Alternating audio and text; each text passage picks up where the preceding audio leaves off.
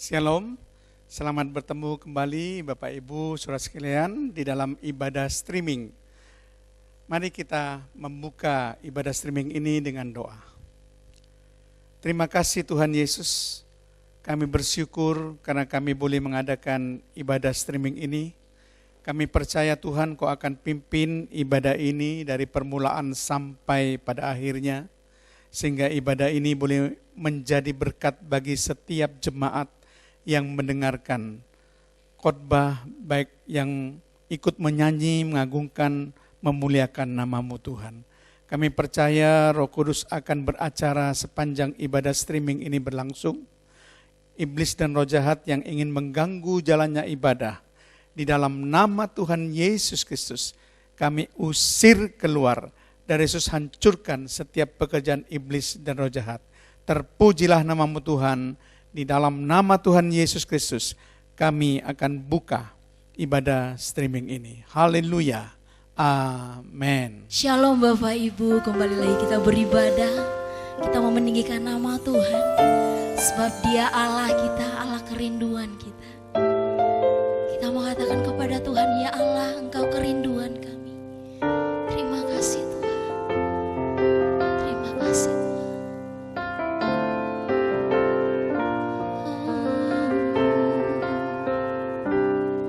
Terima kasih Tuhan. Ya Allah, Engkau kerinduanku. Selalu ku cari wajah-Mu Tuhan, seperti tanah yang kering rindukan air. Demikianlah jiwaku rindu Engkau.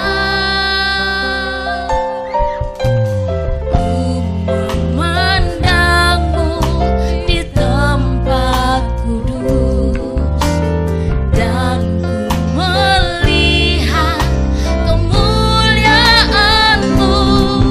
Ku berdiam di bawah naungan sayap-Mu, dan ku dapati kekuatan baru. Sebab kasih setia-Mu lebih dari hidup, kebaikan-Mu melimpah atasku. Jiwaku melekat kepadamu Tuhan, betapa ku merindukan-Mu. Boleh bersungguh-sungguh di hadapan Tuhan kita katakan, ya Allah, Engkau kerinduan. Ya Allah,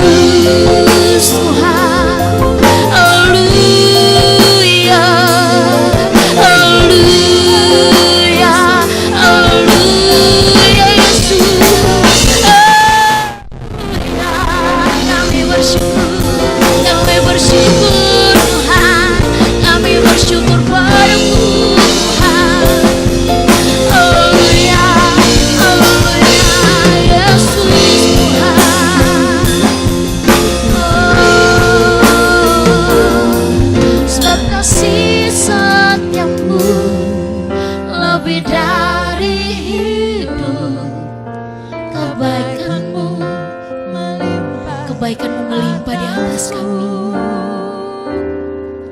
Jiwaku melekat kepadamu Tuhan, betapa ku merindukanmu. Sebab kasih setiamu lebih dari hidup, melimpah atasku. Jiwa kami melekat kepadamu Tuhan, haleluya, kepadamu Tuhan, betapa ku merindukanmu, betapa ku merindukanmu, betapa kami merindukanmu, merindukanmu. Haleluya, berikan sorak-sorak ke Tuhan kita. Haleluya, haleluya Yesus, haleluya. Kita siap untuk memuji Tuhan. Kita mau katakan kepada Tuhan, Engkau baik Tuhan. Tuhan, Kau berikan cinta-Mu dalam hidup kami. Tuhan, Kau berikan cinta-Mu.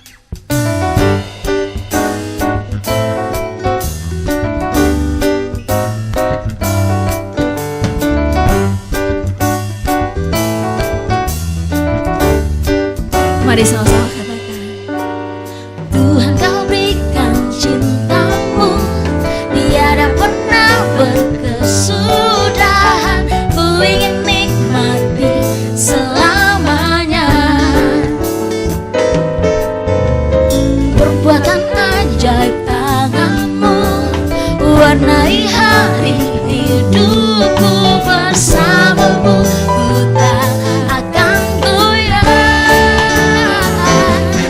Kau Allah perlindungan hidupku, perisai dan kekuatanku. Kasih-Mu kekal selamanya. Tiada yang lain dalam hidup kami Tuhan. Tiada yang lain dalam hidupku. Cinta-Mu bagiku, hanya Engkau kekasihku. Ku cinta selamanya.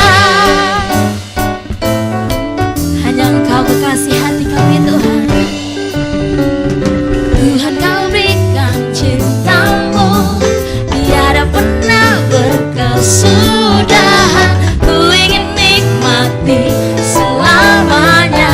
Perbuatan ajaib tangan-Mu, perbuatan ajaib tangan-Mu warnai hari hidupku bersama-Mu. Ku tak akan goyah. Kau Allah perlindungan hidupku, perisai dan kekuatanku. Kasih-Mu kekal selamanya. Tiada yang lain dalam hidupku. Cinta-Mu bagimu, hanya Engkau kekasihku. Ku cinta selamanya. Hanya Engkau kekasihku, hanya Engkau kekasihku, hanya Engkau kekasihku. Ku cinta selamanya. Haleluya, terima kasih Tuhan. Terima kasih Tuhan.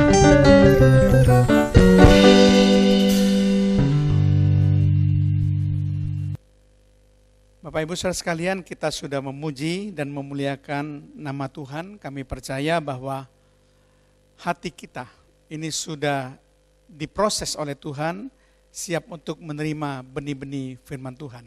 Mari kita berdoa. Tuhan, terima kasih kami sudah memuliakan nama-Mu. Kami percaya segala puji-pujian kami menjadi persembahan yang harum di hadapan Tuhan.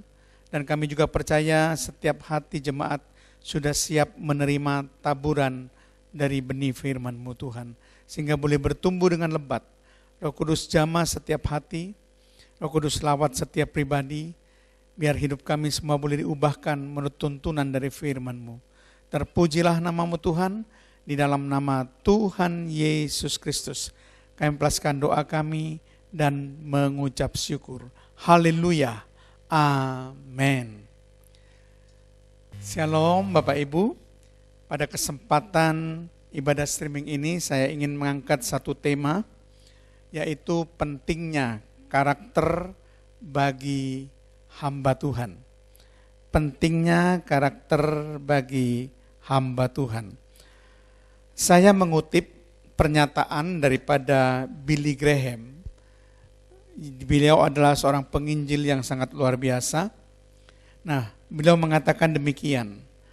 When wealth is lost, nothing is lost. When health is lost, something is lost. When character is lost, all is lost. Artinya saudara, ketika kekayaan hilang, tidak ada sesuatu yang hilang. Ketika kesehatan hilang, ada sesuatu yang hilang. Karena ini bagian dari tubuh kita. Ketika karakter hilang, semuanya hilang. Jadi dari ungkapan yang dikemukakan oleh Billy Graham, saudara, berarti Billy Graham dalam pengalaman hidupnya sebagai seorang hamba Tuhan, memandang betapa karakter itu sesuatu yang amat penting. Kekayaan boleh hilang, kesehatan mungkin hilang, tetapi karakter tidak boleh hilang. Jadi kesehatan tidak boleh hilang sebanyak-banyaknya, saudara. Kalau sebanyak-banyaknya tentu kita akan meninggal dunia, saudara ya. Tetap kita harus memelihara kesehatan kita, memelihara supaya imun tubuh kita boleh bertambah, sehingga kita punya daya tahan terhadap segala virus, kuman, bakteri, penyakit apapun. Tetapi kalau pernyataan Billy Graham ini kita analisa bahwa karakter itu merupakan sesuatu yang amat penting bagi hamba Tuhan. Kalau cuma kita sakit, cuma sebagian dari tubuh kita yang hilang. Itu maksudnya saudara. Bahkan ada seorang tokoh atau ahli kepemimpinan yang bernama Celestine Chua. Dia mengatakan bahwa sukses adalah 99% ditentukan oleh sikap perilaku atau karakter, dan hanya 1% dari bakat atau kemampuan. Jadi penentuan sukses itu 99% dari sikap perilaku atau karakter, dan hanya 1% saja ditentukan oleh bakat dan kemampuan. Menarik sekali saudara, dalam training kepemimpinan yang dibawakan, dikatakan demikian saudara, bahwa seorang layak menjadi seorang pemimpin, paling tidak harus memiliki 3 hal. Hal yang pertama adalah kompetensi, yaitu keterampilan atau kemampuan, kecakapan. Hal yang kedua adalah komitmen, dan hal yang ketiga adalah karakter. Jadi dalam training kepemimpinan itu dikatakan bahwa seorang itu layak disebut sebagai pemimpin, layak untuk menjadi seorang pemimpin kalau memiliki paling tidak minimal ketiga unsur ini. Kompetensi, komitmen, dan karakter. Andai kata pemimpin tersebut memiliki komitmen dan karakter, tetapi tidak memiliki kompetensi, pemimpin tersebut masih punya 2/3 kelayakan menjadi pemimpin, atau 66,2%. Demikian juga kalau pemimpin tersebut memiliki kompetensi dan karakter, dia juga punya 2/3 kelayakan sebagai seorang pemimpin, atau 66,2%. Tetapi kalau dia mempunyai komitmen dan kompetensi dan tidak memiliki karakter, maka dia bukan mempunyai 2/3 bagian kelayakan seorang pemimpin, tapi dia memiliki 0% kelayakan sebagai pemimpin. Karena ketika orang punya kompetensi dan komitmen tapi tidak memiliki karakter, tidak ada gunanya bagi seorang pemimpin. Jadi kesimpulannya adalah seorang pemimpin akan diperhitungkan sepanjang ia masih memiliki karakter. Itulah juga seorang hamba Tuhan, itu juga seorang pemimpin. Bapak Ibu juga seorang pemimpin. Coba bayangkan, mungkin kita ini menjadi pemimpin di lingkungan keluarga. Mungkin sebagai kepala keluarga, sebagai orang tua terhadap anak. Atau juga pemimpin di suatu komunitas. Mungkin di grup pertemanan sudah ditunjuk secara tidak langsung untuk memimpin grup pertemanan. Atau juga mungkin pemimpin kategorial pelayanan gereja. Pemimpin sekolah minggu, pemimpin kaum remaja, pemimpin kaum muda, pemimpin dewasa muda, atau pemimpin-pemimpin yang lain, misalnya usahawan, kaum wanita, kemudian juga pemimpin kaum pria dan sebagainya, saudara. Jadi setiap orang itu sebetulnya adalah seorang pemimpin. Paling tidak saudara akan memimpin diri kita sendiri. Nah saudara, Tuhan memandang betapa pentingnya karakter itu bagi seorang hamba Tuhan. Itu sebabnya saya akan berikan contoh dalam Alkitab.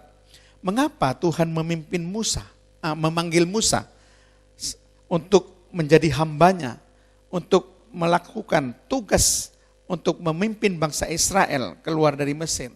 Itu karena karakter Musa. Tuhan melihat begitu baiknya karakter Musa ini. Memang Musa ada kelemahan, saudara ya. Tidak mungkin semua orang tidak punya kelemahan. Musa juga punya kelemahan. Tetapi karakternya yang mau diubah itu yang membuat Tuhan tetap memilih Musa. Karena faktor karakter dalam Musa itu begitu kuat, saudara. Coba saudara kita perhatikan, kenapa Musa dipilih oleh Tuhan untuk menjalankan visi Tuhan yang ditaruh di dalam hati Musa, yaitu membawa bangsa Israel keluar dari Mesir, saudara. Ya, yang pertama karena Musa itu adalah seorang yang rendah hati dan lembut hatinya, saudara. Di dalam Bilangan pasal yang ke-12 ayat yang ketiga itu dikatakan, adapun Musa ialah seorang yang sangat lembut hatinya, lebih dari setiap manusia yang di atas muka bumi. Jadi dikatakan Musa seorang yang sangat lembut hatinya, lebih dari setiap manusia yang di atas muka bumi. Nah saudara sekalian, mungkin ada yang memprotes pada saya. Bukankah Musa itu adalah seorang yang temperamental, seorang yang mudah emosi, seorang yang mudah marah? Ya, saya katakan betul, pada mulanya memang sifat Musa seperti itu. Tetapi pada akhirnya Musa itu diproses demikian rupa oleh Tuhan sehingga keluar pernyataan dari firman Tuhan mengatakan bahwa Musa seorang yang sangat lembut hatinya, lebih dari setiap manusia di muka bumi. Setelah dia diproses oleh Tuhan secara luar biasa, saudara. Memang Musa itu temperamental, contohnya misalnya kalau saudara lihat di dalam Bilangan pasal 20 ayat 10, di situ dikatakan ketika Musa dan Harun telah mengumpulkan jemaah itu di depan bukit batu itu, berkatalah ia kepada mereka, dengarlah kepadaku, hai orang-orang durhaka, apakah kami harus mengeluarkan air bagimu dari bukit batu ini? Nah, saudara perhatikan di sini, Musa menyebut umat Allah sebagai orang-orang durhaka dengan nada yang sangat tinggi, karena Musa bertengkar dengan bangsa Israel. Karena bangsa Israel waktu itu memprotes pada Musa, dia katakan, kenapa engkau membawa kami keluar dari Mesir? Kami sudah enak-enak di Mesir. Sekarang kami kekurangan makanan, kekurangan minuman. Sehingga akhirnya dari pertengkaran itu memaitkan hati Musa. Dan itu sebabnya emosi Musa waktu itu keluar, karena memang seorang temperamental dia. Lalu dia katakan kepada umat Tuhan, hai orang-orang durhaka. Waduh, perkataan dengan nada yang sangat tinggi, yang kasar, saudara. Bahkan firman Tuhan mengatakan Musa teledor dengan kata-katanya karena hatinya pahit karena pertengkaran dengan bangsa Israel. dalam Mazmur pasal yang ke-106. Mazmur pasal yang ke-106 ayat yang ke-32 sampai 33 itu dikatakan demikian. Mereka menggusarkan dia dekat air Meriba, sehingga Musa kena celaka karena mereka, karena umat Israel. Sebab mereka memaitkan hatinya, umat Israel memaitkan hati Musa, sehingga ia teledor dengan kata-katanya. Jadi dosa Musa ini karena dia teledor dari kata-katanya. Tidak pantas diucapkan sebagai seorang hamba Tuhan, apalagi seorang pemimpin yang dipilih oleh Tuhan. Dia marah saudara, dengan nada yang tinggi dia mengatakan, hai orang-orang durhaka. Ini memang tabiat Musa sebelum dia diubahkan. Bahkan juga saudara, kalau saudara perhatikan ketika Musa melihat bagaimana seorang Ibrani dipukuli orang-orang Mesir, saudara bisa lihat di Keluaran pasal yang kedua, ayat 11 sampai 12. Maka Musa tidak terima, saudara. Dia langsung membunuh orang Mesir itu. Sehingga akhirnya dia harus lari ke Midian karena mau dibunuh oleh Firaun.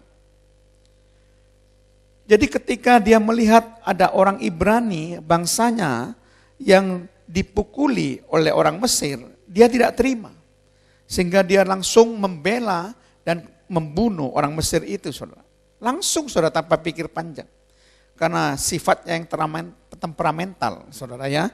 Exodus atau Keluaran pasal yang kedua, ayat 11 sampai 12. Silakan saudara bisa baca.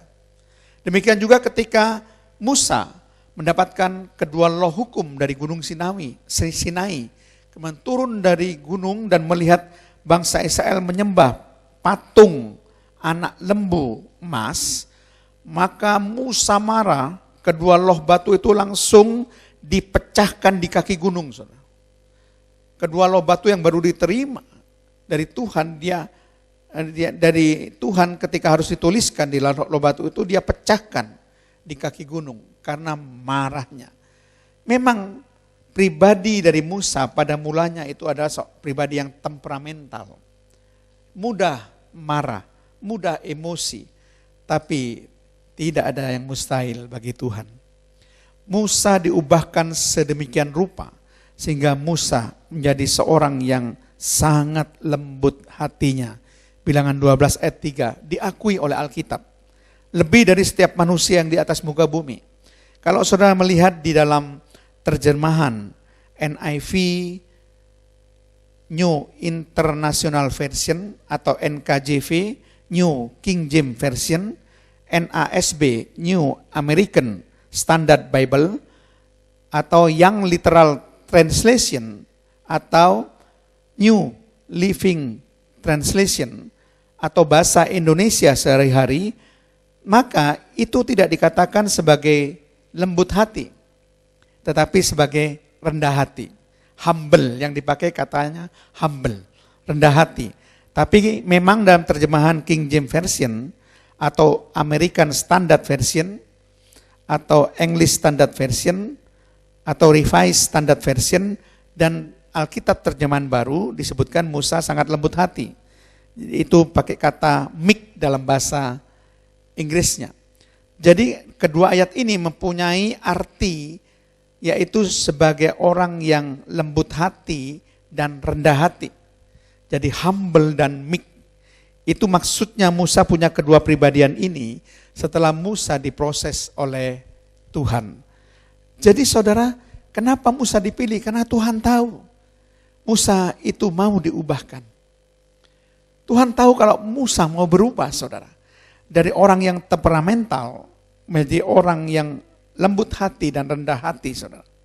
Bahkan saudara perhatikan kerendahan hatinya itu dibuktikan ketika dia dinasihati oleh Yitro, mertuanya. Pada waktu itu Musa seorang diri harus menangani semua masalah-masalah yang ada di bangsa Israel. Sehingga dikatakan dari pagi sampai sore, sampai petang dia harus berdiri menyelesaikan masalah itu. Kemudian Yitro itu memberikan nasihat kepada Musa. Jangan engkau sendiri yang harus menyelesaikan masalah ini. Coba angkatlah pemimpin-pemimpin di bawahmu, yaitu pemimpin 1000 orang, pemimpin 100 orang, pemimpin 50 orang, pemimpin 10 orang, supaya masalah mereka ditangani oleh mereka. Kalau mereka tidak bisa menangani pemimpin 10 orang, dia bisa naik ke pemimpin 50 orang, naik lagi pemimpin 100 orang. Kalau tetap tidak bisa, baru naik kepada dirimu, kata Yitro. Ada pendelegasian. Tidak semuanya itu one man show. Semua diambil oleh dia untuk ditangani oleh dia. Tidak, saudara. Ada pendelegasian. Ada teamwork yang bekerja bersama-sama menghadapi semua problema masalah yang dihadapi oleh bangsa Israel. Itu nasihat Yitro. Dan ternyata saudara, Musa bukan orang yang sombong tinggi hati. Dia orang yang sungguh rendah hati dan lembut hatinya, saudara. Dia mau menerima nasihat Yitro dan dia jalankan nasihat Yitro itu. Sangat luar biasa. Itu sebabnya kenapa Musa dipilih oleh Tuhan, dipanggil oleh Tuhan untuk menjalankan visi Tuhan yang ditaruh dalam hatinya, membawa bangsa Israel keluar dari Mesir menuju tanah perjanjian Kanaan. Karena Musa itu seorang yang mau dirubah. Musa seorang yang temperamennya itu bisa diubahkan. Yang penting kita mau diubahkan. Tidak ada yang tidak bisa diubahkan oleh Tuhan. Dari seorang temperamental menjadi seorang yang rendah hati atau seorang yang lembut hatinya. Kemudian karakter yang kedua dari Musa ini yang membuat dia dipanggil oleh Tuhan. Sehingga sebagai seorang hamba Tuhan kita pun harus memiliki karakter yang sama. Yaitu Musa ini memiliki iman yang kuat dan mau keluar dari zona nyaman. Memiliki iman yang kuat dan mau keluar dari zona nyaman. Jadi zona kenyamanan hidupnya. Nah kalau saudara perhatikan dalam Ibrani pasal yang ke-11 ayat 24 sampai 29 di situ disebutkan demikian. Karena iman maka Musa setelah dewasa menolak disebut anak putri Firaun karena ia lebih suka menderita sengsara dengan umat Allah daripada untuk sementara menikmati kesenangan dari dosa. Ia menganggap penghinaan karena Kristus sebagai kekayaan yang lebih besar daripada semua harta Mesir, sebab pandangannya ia arahkan kepada upah. Karena iman, maka ia telah meninggalkan Mesir dengan tidak takut akan murka raja. Ia bertahan sama seperti ia melihat apa yang tidak kelihatan.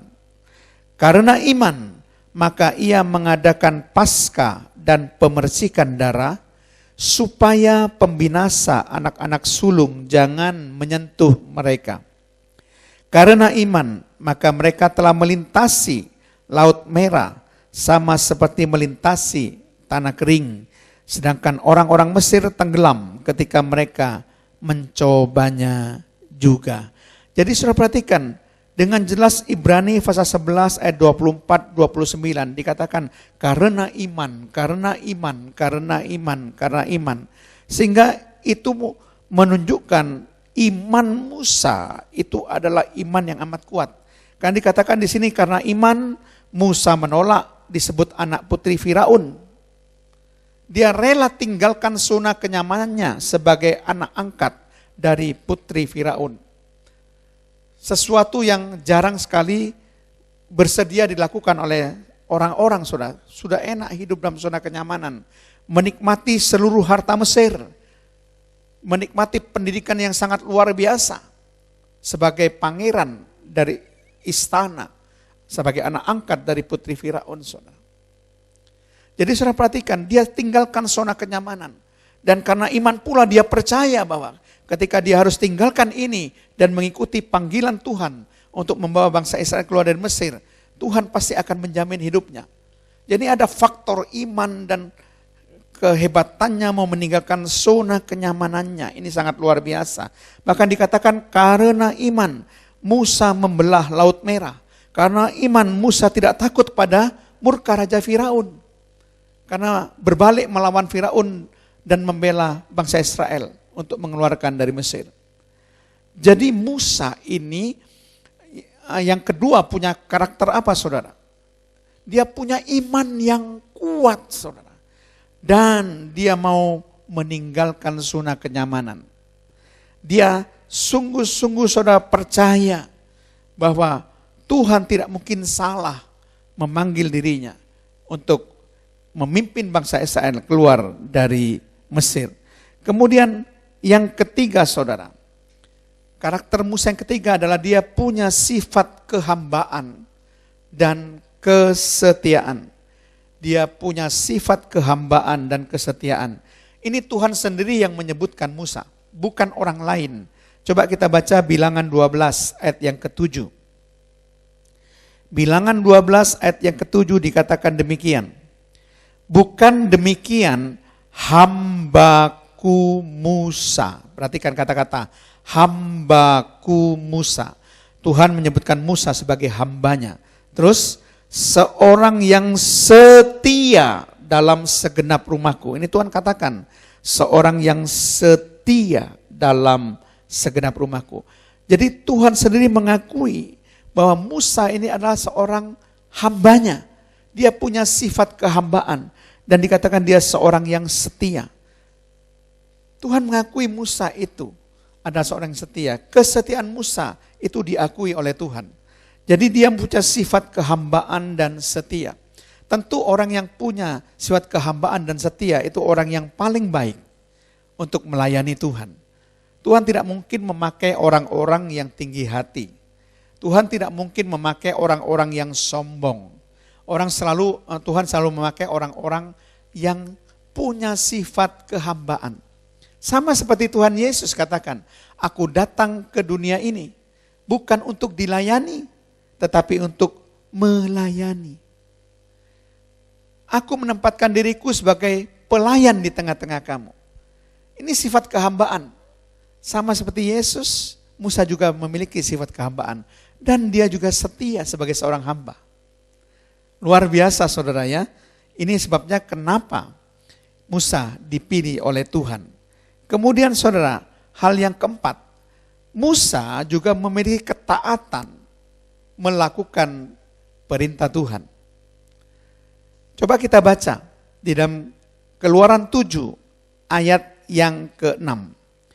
Demikianlah diperbuat Musa dan Harun seperti yang diperintahkan Tuhan kepada mereka. Demikianlah diperbuat mereka. Nah, saudara perhatikan baik-baik di sini. Jadi ketika Tuhan memerintahkan Musa dan Harun, apapun firman yang diperintahkan oleh Tuhan kepada Musa, dia lakukan saudara. Maka dikatakan demikianlah diperbuat Musa seperti yang diperintahkan Tuhan. Jadi dia taat betul-betul pada setiap perintah Tuhan.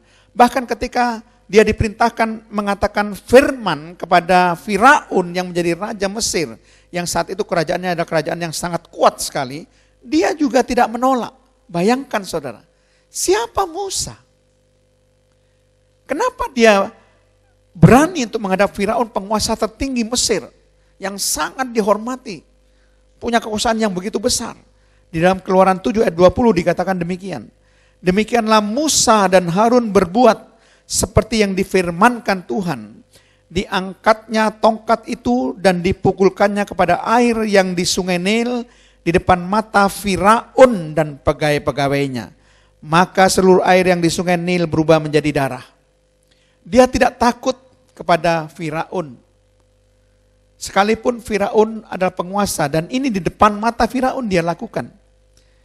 Musa berbuat seperti yang difirmankan Tuhan. Semua perintah Tuhan tidak ada yang ditolak oleh Musa. Semua perintah Tuhan dia lakukan sekalipun harus menghadap Firaun. Raja Mesir, dia juga tidak takut saudara. Tidak takut untuk ditangkap, dipenjarakan karena dia tahu bahwa Tuhan menyertai dia. Tuhan berikan mandat kepada dia dan tentu Tuhan juga akan menyertai dia. Nah, ini kelebihan Musa yang dapat saudara perhatikan yang keempat ini. Itu karena Musa memang memiliki ketaatan yang luar biasa untuk melakukan semua yang difirmankan Tuhan, yang diperintahkan oleh Tuhan, saudara. Ya. Kemudian yang kelima, karakter Musa, kalau saudara perhatikan dengan baik, itu Musa memiliki hubungan yang sangat intim dengan Tuhan. Saking hebatnya Musa, sampai dikatakan tidak ada nabi yang lain yang seperti Musa. Wah, ini luar biasa sekali, saudara. Dia seringkali berbicara dengan Tuhan itu secara langsung, berhadapan muka dengan muka, saudara. Tidak sembarang orang bisa berbicara langsung dengan Tuhan. Tidak sembarang orang bisa berbicara berhadapan muka dengan Tuhan, tapi Musa ini salah satunya yang bisa berbicara langsung muka dengan Tuhan. Coba kita lihat Ulangan 34 ayat 10 sampai 11. Seperti Musa yang dikenal Tuhan dengan berhadapan muka. Perhatikan kata-kata berhadapan muka. Ini seringkali terjadi komunikasi secara langsung. Muka dengan muka berhadapan. Tidak ada lagi nabi yang bangkit di antara orang Israel. Tidak ada nabi yang seperti Musa. Dalam hal segala tanda dan mujizat yang dilakukannya atas perintah Tuhan di tanah Mesir, bagaimana Musa disertai Tuhan luar biasa dan diperlengkapi oleh dengan kuasa Tuhan sehingga melakukan tanda dan mujizat karena hubungannya yang intim dengan Tuhan. Dan terhadap semua pegawainya dan seluruh negerinya. Jadi terhadap Firaun, terhadap semua pegawainya dan seluruh negerinya. Tidak ada lagi nabi yang bangkit dari antara orang Israel yang seperti Musa. Hubungannya yang begitu intim dan akrab dengan Tuhan. Saudara perhatikan banyak sekali kalau saya ambil ayatnya bagaimana Musa ini berbicara berhadapan muka dengan Tuhan. Di Ulangan 5 ayat yang keempat juga saudara bisa baca di rumah.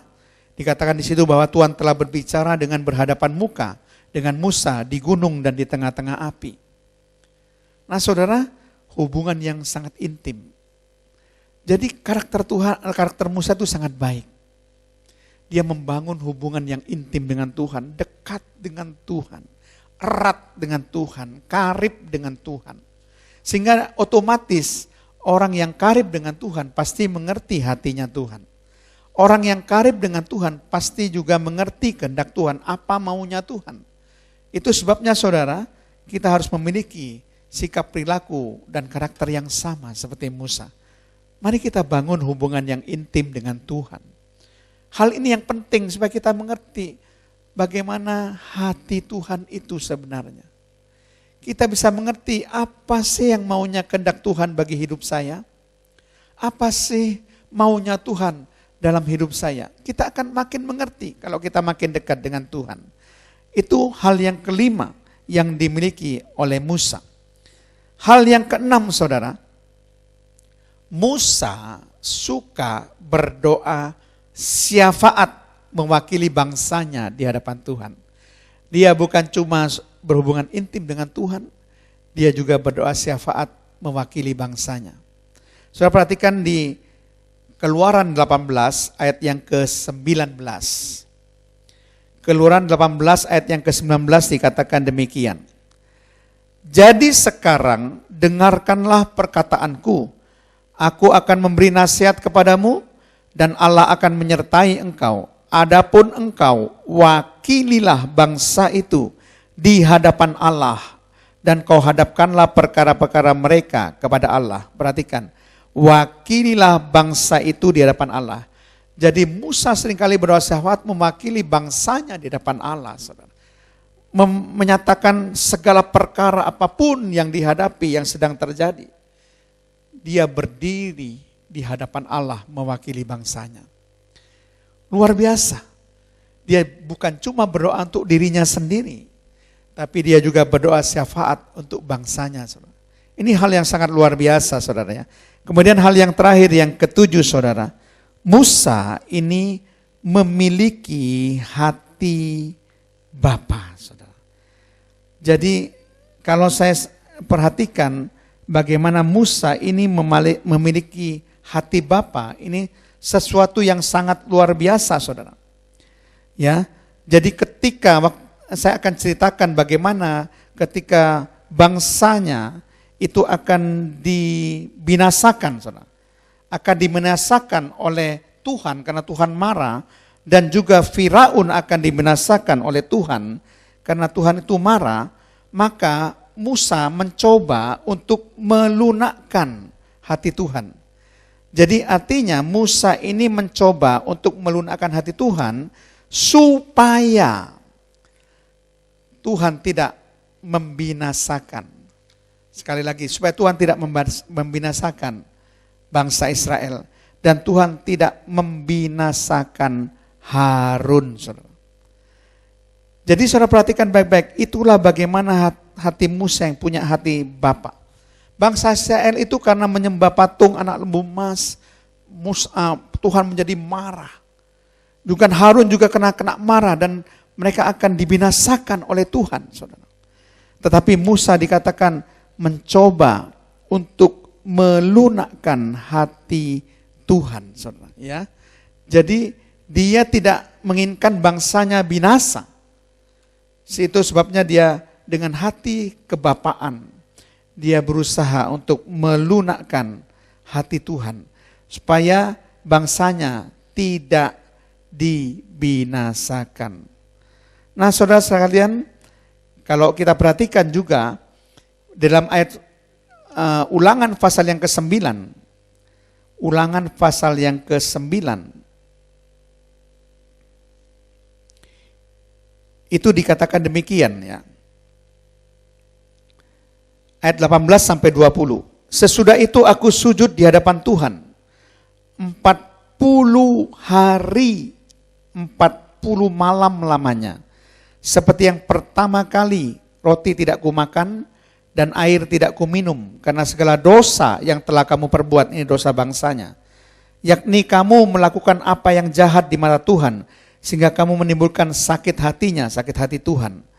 Ayat 19, sebab aku gentar karena murka dan kepanasan amarah yang ditimpakan Tuhan kepadamu, sampai ia mau memunahkan kamu. Bangsa Israel mau dipunahkan oleh Tuhan. Tetapi sekali ini pun Tuhan mendengarkan aku. Jadi Musa itu mencoba melunakkan hati Tuhan dan Tuhan mendengarkan Musa. Juga kepada Harun Tuhan begitu murka sehingga ia mau membinasakannya. Maka pada waktu itu aku berdoa untuk Harun juga. Saudara perhatikan baik-baik. Hati Bapa dari Musa tidak ingin supaya bangsa Israel dibinasakan. Hati Bapa dari Musa tidak ingin supaya Harun dibinasakan. Karena Tuhan dikatakan mau memunahkan bangsa Israel. Tuhan mau membinasakan Harun. Tapi dia tidak tega, saudara. Dia memohon kepada Tuhan supaya membatalkan semuanya. Dan Tuhan mendengar permohonan Musa ini. Nah saudara, ada 7 hal yang sudah kita pelajari. Bagaimana Musa ini dipilih, dipanggil oleh Tuhan menjadi hamba Tuhan untuk memimpin bangsa Israel keluar dari Mesir. Karena karakternya yang sungguh amat baik, saudara. Karakternya ini merupakan sesuatu yang harus kita miliki sebagai seorang hamba Tuhan. Yang pertama itu, karakter Musa itu adalah seorang yang rendah hati dan lembut hatinya. Ya, humble dan meek, rendah hati dan lembut hati. Kemudian karakter yang kedua yang dimiliki oleh Musa itu adalah Musa punya iman yang kuat dan bersedia meninggalkan zona kenyamanan hidupnya. Ia punya iman yang kuat membelah Laut Merah. Dia punya iman yang kuat sehingga pasukan Mesir itu dihancurkan oleh Tuhan. Dia punya iman yang kuat meninggalkan statusnya, zona kenyamanannya sebagai anak angkat putri Firaun. Kehidupan untuk menikmati harta Mesir di istana dia tinggalkan semuanya. Ini sangat luar biasa. Dia punya iman yang kuat dan bersedia keluar dari zona kenyamanan hidupnya. Kemudian hal yang ketiga, Musa memiliki sifat kehambaan dan setia, saudara. Kemudian yang keempat, saudara, Musa memiliki ketaatan terhadap apa yang difirmankan Tuhan, apa yang diperintahkan oleh Tuhan. Dia taat 100% tanpa membantah. Ketika dia disuruh menyampaikan kepada bangsa Israel, dia sampaikan. Kepada Firaun, dia juga sampaikan apa yang Tuhan firmankan. Kemudian yang kelima, Musa memiliki hubungan yang sangat intim dengan Tuhan. Akrab, erat, dan karib dengan Tuhan. Berbicara langsung, muka dengan Tuhan. Kemudian yang keenam, Musa suka berdoa syafaat mewakili bangsanya di hadapan Tuhan. Dia menyampaikan segala perkara-perkara masalah apapun yang dihadapi oleh bangsanya. Dia mewakili bangsanya di hadapan Tuhan. Kemudian yang ketujuh, yang terakhir saudara, Musa punya sikap hati bapa. Dia tidak ingin bangsanya dipunahkan oleh Tuhan. Dia tidak ingin Harun dibinasakan oleh Tuhan. Lalu dia mencoba melunakkan hati Tuhan. Dia mencoba memohon kepada Tuhan sehingga Tuhan membatalkan maksudnya. Saya percaya saudara, kita semua akan bisa menjadi hamba yang baik kalau kita punya ketujuh karakter yang dimiliki oleh Musa. Amin. Mari kita berdoa saudara. Tuhan, terima kasih hamba-Mu sudah menyampaikan kebenaran firman-Mu. Kami percaya Tuhan, Roh Kudus sudah jamah setiap hati jemaat. Bahkan Roh Kudus sudah lawat setiap pribadi Tuhan. Sehingga kami punya komitmen pada saat ini untuk kami mengubah karakter kami yang tidak baik. Yang kami sadar itu tidak berkenan di hadapan Tuhan.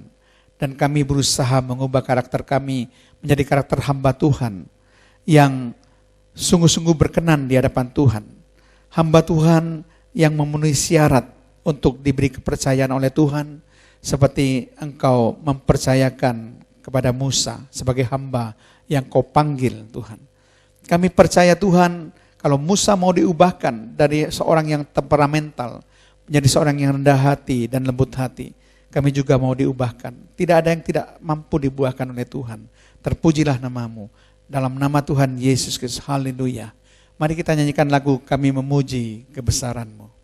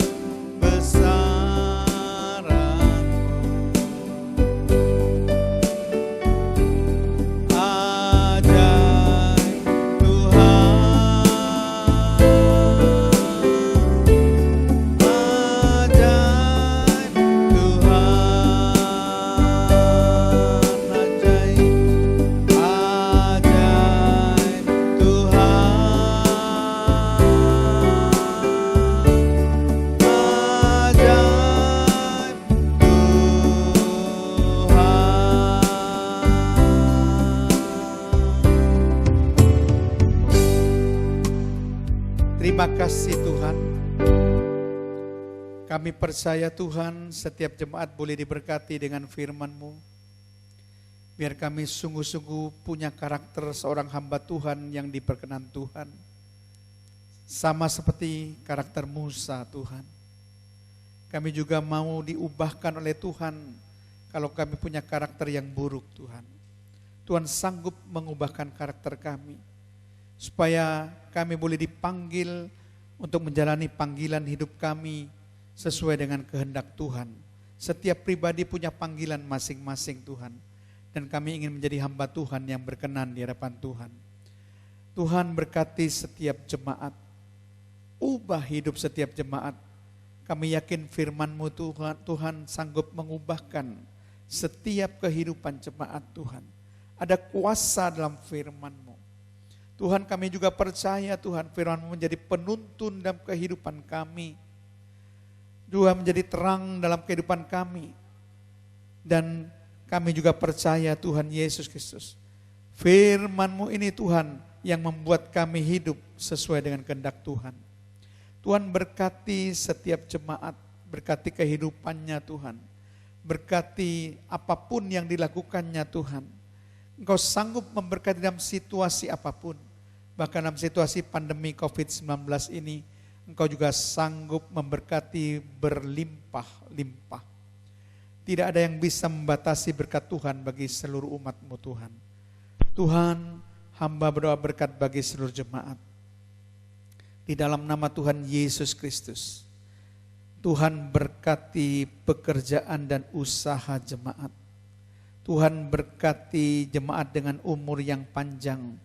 Tuhan berkati jemaat dengan kesehatan ilahi. Tuhan berkati seluruh pelayanan jemaat.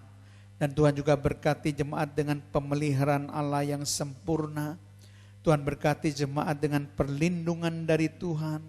Dan Tuhan berkati jemaat dengan penyertaan Tuhan sampai selama-lamanya. Masa depan setiap jemaat adalah masa depan yang penuh harapan. Masa depan setiap jemaat ada masa depan yang sungguh-sungguh ada Tuhan. Karena Engkau sudah berjanji dan Tuhan pasti menepati. Terima kasih Tuhan, berkati setiap persembahan persepuluhan yang diberikan jemaat untuk pekerjaan Tuhan di tempat ini. Tuhan berkati dengan berlipat kali ganda. Kasih karunia daripada Allah Bapa, cinta kasih Allah Putra serta persekutuan Allah Roh Kudus memberkati dan menyertai kami semuanya mulai sekarang dan sampai selama-lamanya. Dalam nama Tuhan Yesus Kristus. Haleluya. Amin.